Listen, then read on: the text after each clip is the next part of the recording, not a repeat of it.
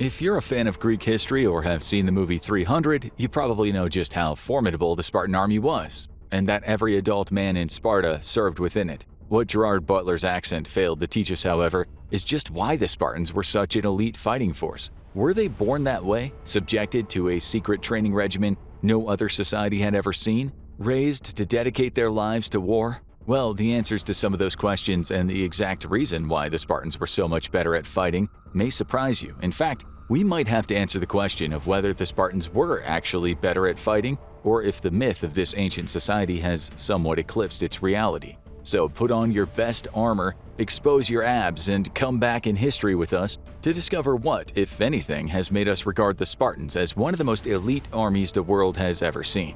Throughout the Greek civilization, the city-state of Sparta was quite unlike its other famous sister states, including Thebes, Corinth, and of course Athens. Whereas most other city-states struck a balance to various extents between art, culture, industry, and war, Sparta seemed to focus exclusively on the latter. Though it was founded in 9th century BC, the peak years of the Spartan city-state came right after 404 BC, when it defeated Athens in the Peloponnesian War. Around that time, Sparta expanded its rule over many neighboring lands until it overextended itself by getting involved in the messy Persian civil wars and occupying Thebes, which eventually led to the first massive defeat of Sparta by a Theban. After this, the city-state started to rapidly decline, to a point of almost non-existence. If you've ever visited Greece or at least seen your favorite influencers' photos on Instagram, you might notice that aside from the nightclubs of Mykonos, travelers usually visit famous historic sites like the Parthenon in Athens, the Oracle at Delphi, or even the ancient city of Corinth. However, Sparta doesn't seem to be a big destination for anyone visiting the country. And that's partly because, to be honest, there's not much left of this once mighty city-state. But how come? Why aren't there countless temples, agoras, and other ancient sites littering the land around present-day Sparta, a town that's still in existence today on the Laconian Peninsula? The answer lies in the culture of Sparta cultivated in ancient times. The design of the city and its buildings were, well, Spartan. After all, there's a reason we use that word today to describe bare-bones, functional, and modest spaces. No one sculpted 20-foot-tall statues or engraved Corinthian columns in Sparta. From the day they were born, the people who lived there were focused on one thing and one thing only: preparing for war. You see, Sparta had a huge military culture, and we don't mean something akin to the modern-day US, where military members are generally well respected and the country employs its troops abroad quite frequently. No, we mean that every single man who could fight needed to fight, and not only fight but train from infancy to become the strongest, most stoic, most efficient soldier possible. One could argue that the training process for Spartan soldiers started quite literally from birth. A group of elders would evaluate every Spartan male infant right after they were born. Childbirth is difficult enough without a bunch of old men standing over you waiting for that final push, but the elders wanted to make sure that the new babies were well built and sturdy, according to the historian Plutarch. Since the story of Sparta has mostly been pieced together by the accounts of others, some of whom lived centuries after Sparta declined, like Plutarch, a lot of information about the city-state is somewhat vague. After all, the Spartans were too busy training to write down their history, so we don't know exactly what well-built and sturdy means. But from most historical evidence, it's likely any babies that appeared deformed or visibly ill failed that test. To our knowledge, babies aren't particularly muscular upon birth, so it seems unlikely that this was a tested component of the exam. A lot of the lore says that these weak babies that failed the test were thrown off a nearby cliff. But don't worry, they were more likely just left at the foot of a mountain to die, alone and exposed to the elements, which somehow seems worse. After this very harrowing initiation into life, Spartan boys had the privilege of living with their parents until the ripe old age of 7. This is in direct contradiction to most modern Mediterranean societies, where boys usually stay with their parents until the age of 27. Anyway, at the age where most kids today are entering 2nd grade and learning things like addition, subtraction, and spelling, Spartan boys were taken by the state and installed into the first of many barrack-style living situations that they would encounter in their lives to undergo the infamous Spartan training system, agoge. The boys had their heads shaved and they were separated into several groups called agalae, otherwise known as packs or a herd. Each group studied together, trained together, and lived together. Some boys who showed a surprising amount of intelligence and courage for their age were named captains. The captains of each group would immediately take charge to prepare the rest of the boys for the obedience expected of a soldier. These not even preteen kids would issue orders and punishments to their peers, or rather their subjects, that had to be adhered to by the rest of the company. And as the Lord of the Flies has shown us, putting a group of young boys in this type of situation always goes exceedingly well. Besides the physical training and obedience, the details of the rest of the boys' education are somewhat contested. The consensus among ancient Greek historians was that Spartan boys didn't receive much of an education beyond military training. However, more recent scholars, like Professor Stephen Hodkinson, have found evidence in other sources that besides their military training and living conditions, Spartan boys' education didn't differ much from the rest of their Greek counterparts. The standard Greek education of the time would have included instruction in reading, writing, math, as well as singing and dancing. Even for a completely warlike society, there might be some benefit to its citizens knowing how to read and write, if for no other reason than to communicate between troops and be able to see the "Welcome to Athens" sign to know they're in the right place prior to an invasion. Just because they might have been able to do some simple multiplication, it doesn't mean that boys in Sparta had anything like a normal childhood experience. Their instructors often forced them to remain barefoot day and night, even as they walked around outside. This was done to help them toughen up, both metaphorically and literally. One of the goals of Spartan training was to make boys' skin hard and dry. The reasoning was that this would protect the men when they had to traverse hard terrain. To enable the hardening of their skin, the boys seldom used any of the ointments available in the ancient world and tried to bathe as little as possible. Given this information, we can't imagine what the stench of a company barracks would be like after a few years, but this was also likely a way to toughen the boys up. Since the boys had to be resourceful on the battlefield, and while marching to war, they weren't given beds upon joining the company. Instead, they were encouraged to make their own beds from anything they could rip out of the ground, most often plants and grasses from the riverbanks. Lastly, to ensure the boys could withstand the most extreme temperatures while engaged in battle, they were only given one cloak to wear. Most of the time, they were forced to stay naked in all kinds of weather conditions. If you're thinking of sunny Greek beaches right now and wondering why this would even be a big deal, keep in mind that the average low temperature in Sparta in the winter is 39 degrees Fahrenheit, and that's in the middle of our current terrifying climate change. There's a good chance that it might have been even lower back then.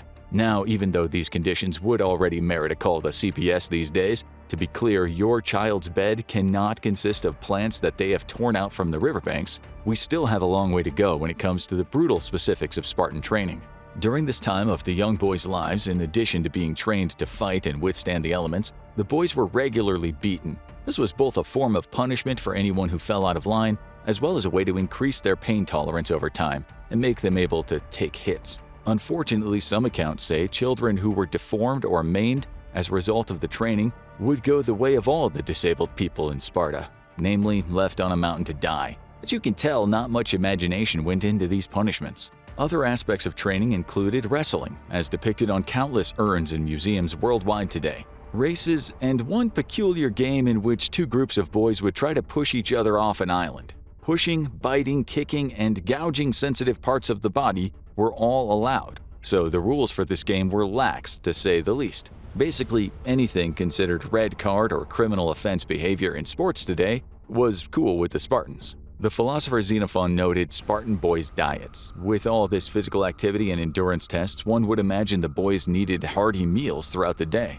However, the Spartans, and especially Lycurgus, the founder of the military training system, had a curious belief that keeping boys thin would help them grow tall. We know of no medical backing to that idea, but then again, we're also fairly certain thunderstorms are not the result of Zeus's unchecked anger issues. So a lot of ancient ideas don't really hold water anymore. The belief resulted in the Spartan boys being kept underfed. This underfeeding had a dual purpose. Spartans wanted their boys to learn how to steal food and get away with it. The idea was, as Xenophon said, that this would make the boys more resourceful in getting supplies and better fighting men.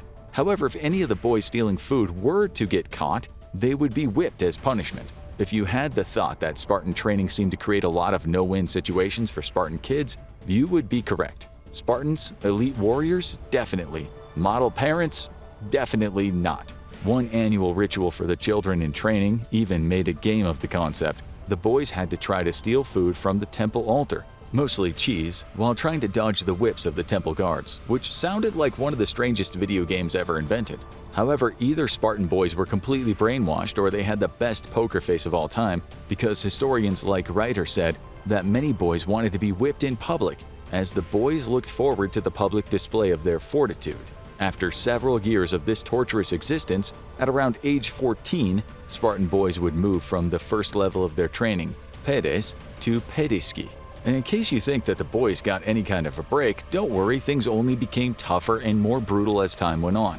As the boys grew older, they were encouraged to exercise for longer and more intensely to reach peak physical fitness. By encouraged, we mean they faced frequent inspections of their bodies, and whoever didn't look ripped enough was flogged, like a somehow more horrible prototype of The Biggest Loser reality TV show. You might have also heard a lot of rumblings about relationships between adult men and underage boys in Sparta, as well as in ancient Greece in general after boys reached puberty. There's still some academic disagreement over the existence of this practice. However, it seems more historical sources err on the side of it being widely accepted as part of military training. Plutarch spoke about older warriors, meaning young adult men, known as erastes, engaging in mentoring relationships with teenage boys, known as iromenos, that included a sexual relationship component. Other Greek historians like Xenophon stated that Lycurgus's laws prohibited such relationships in Sparta. Unfortunately, multiple accounts exist of these kinds of relationships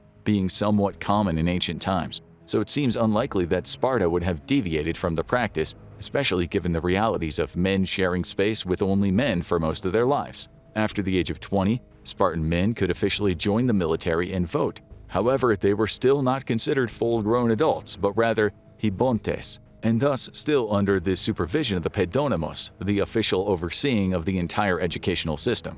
Some of these hibontes would be nominated to leadership positions, others were selected for the secret police, which we'll get into in a second, and still others who shined during training were hand-picked. For the hippes infantry, 3 commanders selected 100 men for this highly regarded infantry group, meaning there were 300 in total, a number you might have already associated with Sparta or slow-motion action shots. According to Xenophon, men were separated into these groups and they would feel exceptional loyalty to their commander, who chose them to become competitive with the other 2 groups. Because of this dynamic, men would be on the lookout for and report bad actions by competing groups within the hippes. This system kept everyone in check. All of this meant that Spartan men were not encouraged to marry until at least 30 years old, when they were considered full adults. That's quite an old marrying age for Greece in ancient times, or for that matter, the US Midwest today. Furthermore, as women were mandated to receive an education up until the age of 18 or 20, they also could not marry before this age, something that wasn't a given in ancient and medieval societies.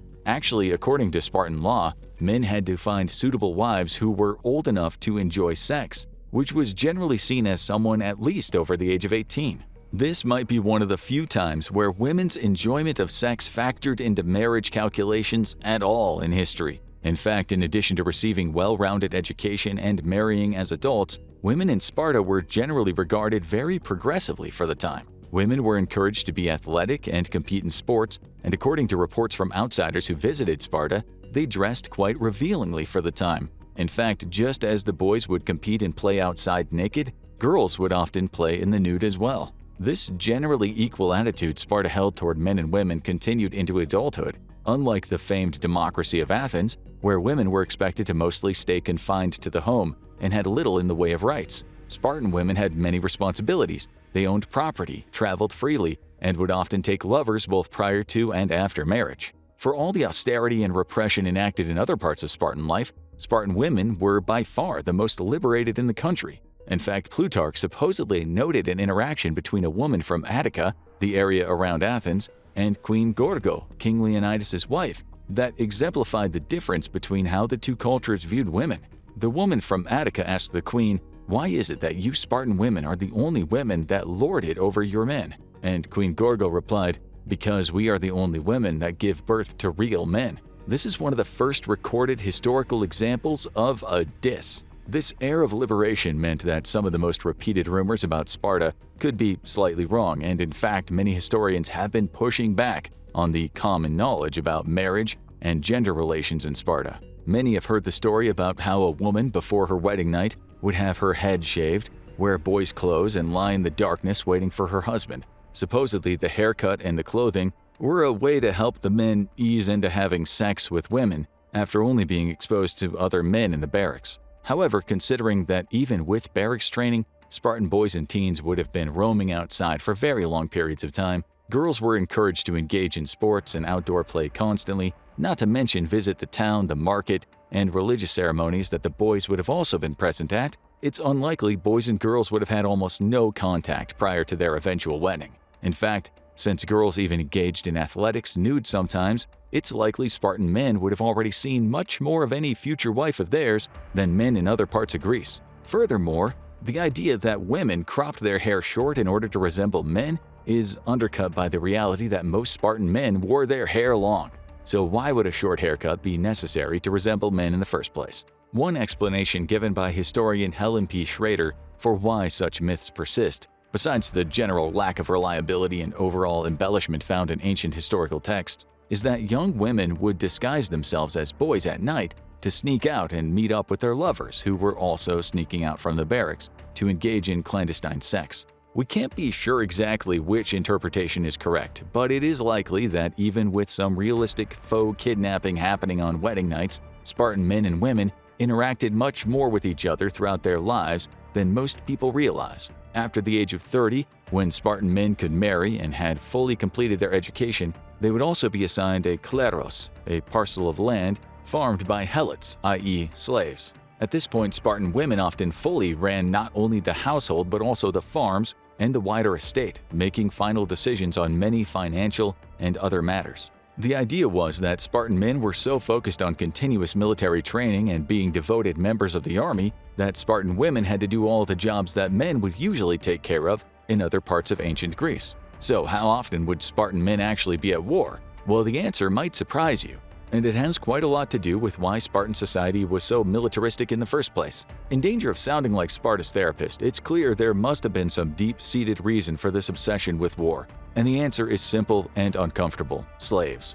After its formation, Sparta very quickly conquered some neighboring lands. Instead of extending citizenship or even basic inclusion in Spartan society, they enslaved the populations they invaded. The Spartans named these enslaved people helots. The children of helots were born enslaved in Spartan society, doomed to remain serfs to the entire Spartan warrior class until the end of their lives. However, the number of helots was not only significant, it was a majority of the Spartan population. Through whatever records they have found, archaeologists estimate that about 90% of people living within Spartan territory were enslaved helots. Obviously, such a huge population of helots would pose a threat to Spartan hegemony. Just by sheer numbers, the helots could easily revolt and overthrow their Spartan overlords in pursuit of their freedom. And this was why Sparta became crazed about creating warriors in the first place. Spartan men were trained to be such great fighters, they could not only suppress any slave rebellion, but also intimidate the helots so the latter wouldn't even dare to rebel. In Spartan society, killing a helot was not considered a crime at all. In fact, as part of their military training, many Spartan boys were encouraged to run rampant through the countryside, killing helots at will, with the goal of so thoroughly breaking the spirit of the helot population that they would be too scared to step out of line. Other young Spartan men engaged in spycraft during their agoge, serving on a secret police force known as the Cryptia. The purpose of the force was to sniff out any signs of potential rebellion among the helots and ensure that retribution for even the idea of a possible rebellion was swift and brutal. Sparta treated its slaves so miserably that Athens, another slave-owning city-state, was appalled at how horrible the fate of helots in Sparta was. So what does this have to do with Sparta's wider military campaigns? Well, because the Spartan military was mostly formed to keep the local helots suppressed, historians believe that the Spartan army actually preferred to engage in battles and suppression tactics at home, rather than galloping off on military campaigns. The first time Sparta actually engaged in a sustained military campaign far from the city-state was in its war against Athens around the 4th century BC. Before that, Spartan soldiers preferred to remain near their home, with only relatively quick expeditions outside of their base, and resisted getting drawn into broader regional conflicts. But the Spartans are held up as a great example of military achievement and prowess, so they must have engaged in and won some great wars, right?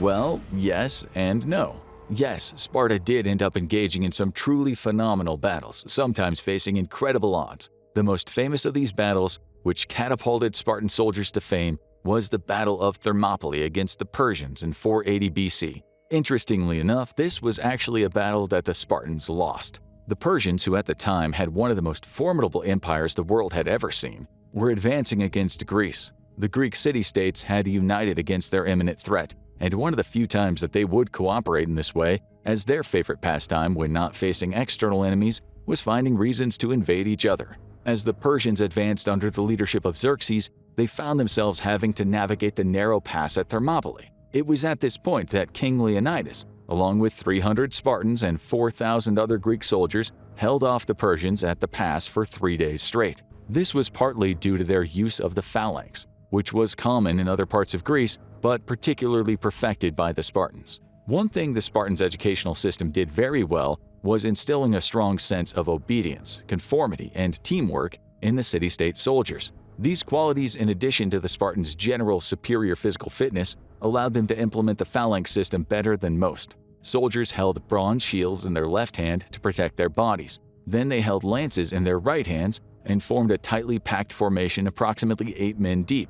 This intimidating shape advanced into opposing armies, spearing many soldiers while sustaining minimal damage because the bronze shields protected the infantrymen of the phalanx. Due to their training and tight bonds, Spartan soldiers were renowned for holding this formation far longer than most other armies, making it difficult for opposing generals to break through their ranks. To further demonstrate their nerves of steel, they would usually advance in time to a song called Song of Castor, played by flautists at the back of the army and chanted by the infantrymen themselves as they pushed forward. It's chilling to imagine a bronze-laden death machine slowly inching toward you.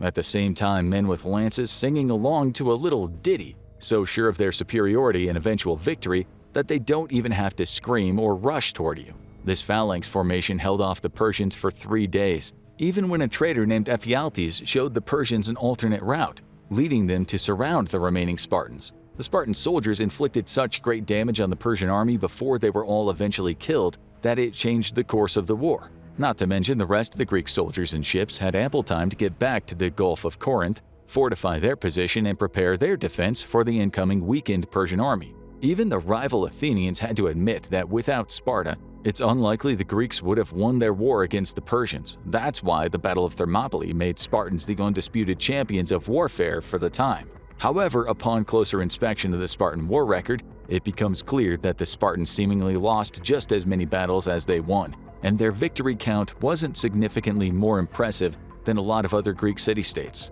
For example, though Sparta did defeat Athens in the Peloponnesian Wars, the city-state had to ask Persia for financial assistance to do so. This flies in the face of the image of Sparta as an incredibly patriotic, loyal society fueled by higher militaristic ideals. After the battle that made them famous, Sparta won additional battles at Plataea and Mantinea, but were defeated in 3 subsequent battles. After Thebes dealt Sparta one last stunning blow at Leuctra, Spartan society never really recovered to the heights of its former glory, both in practice and in the perceptions of the other Greeks. Part of the problem was that while their use of the phalanx helped them greatly, they relied too much on the tactic and were perhaps somewhat unimaginative when employing other maneuvers. This makes sense considering that Spartan education emphasized obedience and group cohesion and placed much less emphasis on innovation or creativity. In addition to the fact that Sparta was reluctant about sending its army too far from home for too long, it turned out that Spartan soldiers couldn't really lead sustained foreign campaigns even if they wanted to. Invading and conquering lands involves much more than being good at fighting. Maintaining a large population of well-equipped, trained, and fed soldiers hundreds of miles from their homes and keeping bases well established and protected enough in various conquered lands so you can hold them and keep the population obedient requires much more than combat training.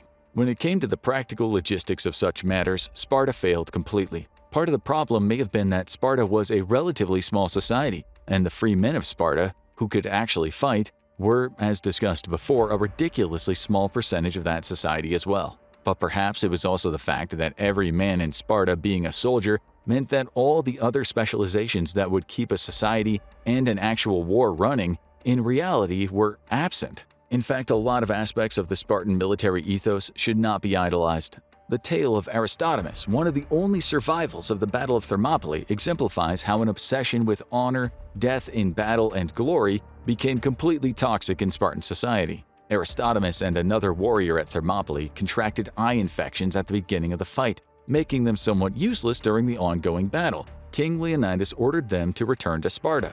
Though the other warrior found a way to sneak back into the battle regardless, Aristodemus decided to obey his king's orders and return to Sparta. Unfortunately, Sparta was the birthplace of the phrase "Itani epitas," the classic goodbye Spartan mothers would give their sons, meaning return with your shield or on it. When Aristodemus returned unharmed and intact from a battle the Spartan army had lost, he was completely ostracized from Spartan society. The fact that he had left on the king's order didn't matter at all. Patches were sewn into his clothing so everyone would know he was a trembler, what Spartans called those who they considered cowards and undeserving of the status of a Spartan man. Everyone he had ever known turned a cold shoulder, literally, as in people around him had to ignore him when he passed by. Anyone passing him in the street would choose to stop ignoring him only long enough to tell him to get out of their way, and he would have no choice but to do so. Perhaps most ridiculously, his children were prohibited from marrying, as Spartan society now judged them to have the genes of a coward. And what else would you expect from a society that left newborn babies on the mountain to die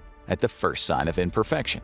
Aristodemus did eventually restore his honor by recklessly running into the next battle that came his way and dying. Still, his posthumous honoring probably did little to rectify the humiliation he suffered his whole life. In short, the answers to why the Spartans were so much better at fighting are because they lived in constant fear of a justified slave revolt. Their educational system wiped out a lot of their individuality and instilled obedience, aggression, and discipline instead. Physical fitness was highly encouraged, and yet at the end of the day, perhaps they weren't all that better at fighting after all. Well, at least their non-enslaved women were relatively well off. We had to find a way to end this on a good note. Now check out Most Hardcore Soldier, Spartan, or watch this video instead.